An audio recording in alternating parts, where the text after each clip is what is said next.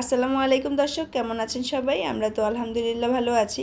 আশা করছি কাছে এবং দূরে যেখান থেকে আজকের ভিডিওটি দেখছেন সবাই অনেক বেশি ভালো আছেন। সবার ভালো থাকার প্রত্যাশায় আজকের ভিডিওটি শুরু করছি। আজকে আমি করে দেখাচ্ছি কাঁচা আমের কাশ্মীরি আচার, যেটা খেতে হয় অসম্ভব মজার। আপনারা যদি সহজ কোনো আচারের রেসিপি খুঁজে থাকেন তাহলে আমার মনে হয় এর থেকে সহজ এবং মজার আর কোনো আচার হতেই পারে না। স্বাদে এবং তৈরি করার যে উপকরণ একদমই কম লাগে, সেই দিক থেকে এটাই বেস্ট আমার কাছে মনে হয়। সো চোখ বন্ধ করে আপনারা সহজ রেসিপি হিসেবে এই আচারের রেসিপিটা তৈরি করে নিতে পারেন। একদমই অল্প উপকরণে এবং অল্প সময়ে তৈরি করে নেওয়া যায়। স্বাগত জানাচ্ছি আজকের এই রেসিপিটা দেখে নেওয়ার জন্য।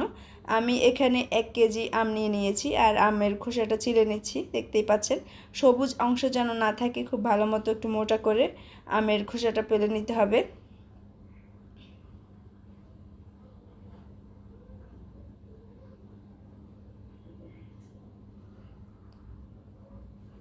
তো আমি আমগুলোকে ছিলে নিয়েছি।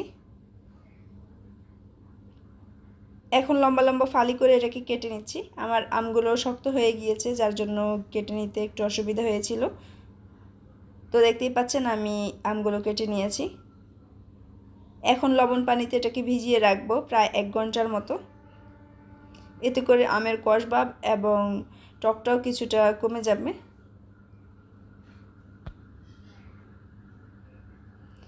এখন আমি শুকনো মরিচ কেটে নিচ্ছি। এভাবে একটু তেরচা করে এটাকে কেটে নিচ্ছি নাইফ দিয়ে, এতে করে দেখতে সুন্দর লাগবে।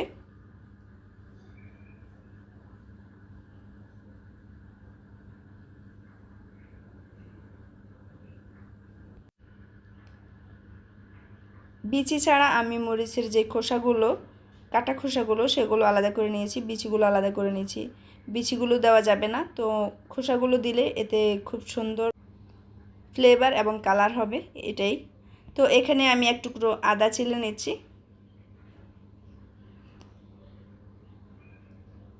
আদাটাকেও আমি কুচি করে নিচ্ছি।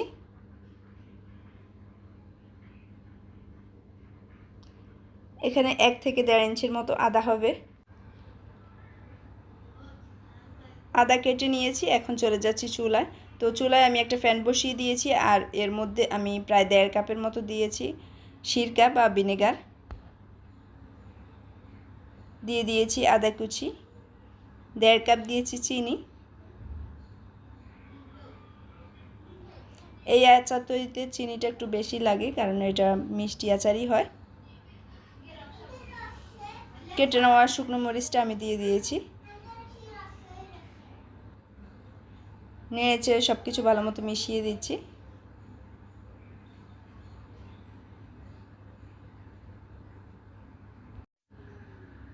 আর এখন দিয়ে দিচ্ছি আমি আম। আর হ্যাঁ, আমগুলো আমি কিন্তু 15 থেকে 20 মিনিটের মতো পানি থেকে ছেঁকে ফ্যানের বাতাসে রেখে দিয়েছিলাম। এখন শিরার মধ্যে ভালোভাবে নেড়ে ছেড়ে দিচ্ছি আমগুলোকে। স্বাদ মতো দিয়ে দিচ্ছি লবণ।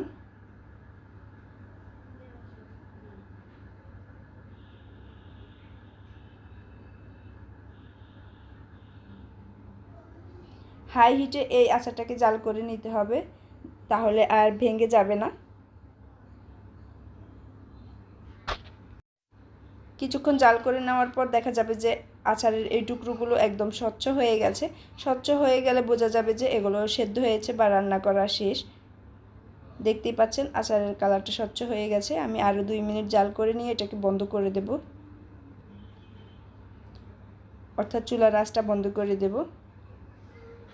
এরই মধ্যে চিনি গলে খুব সুন্দর একটা কালার হয়েছে, বা শুকনো মরিচও একটা কালার ছেড়ে দিয়েছে। সব মিলিয়ে অসাধারণ দেখতে এবং খেতে। তো চুলার আঁচটা আমি বন্ধ করে দিয়েছি আর অপেক্ষা করছি এটা ঠান্ডা হওয়া পর্যন্ত। আচার ঠান্ডা হয়ে গেছে। এখন আমি একটা সার্ভিং বলে নিয়ে নিচ্ছি। তো এখানে খুব বেশি আচার না, সেজন্য আমি এখানে নিয়ে নিচ্ছি। আর আপনারা এটাকে কোনো এয়ারটাইট বক্সে বা কাচের কোনো জারে রেখে দিবেন। আর যখনই আচার নেবেন শুকনো একটা চামচ দিয়ে নেওয়ার চেষ্টা করবেন, এতে করে আচার দীর্ঘদিন ভালো থাকবে।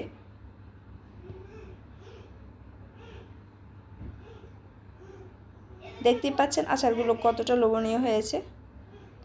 আই হোপ রেসিপিটা ভালো লেগেছে। যদি ভালো লেগে থাকে একটা লাইক দিতে ভুলবেন না। এরকমই সহজ এবং মজার রেসিপি পেতে আমাদের চ্যানেলটা সাবস্ক্রাইব করে পাশে থাকার অনুরোধ রইল। আজকের মতো এখানে বিদায় নিচ্ছি। আল্লাহ হাফেজ।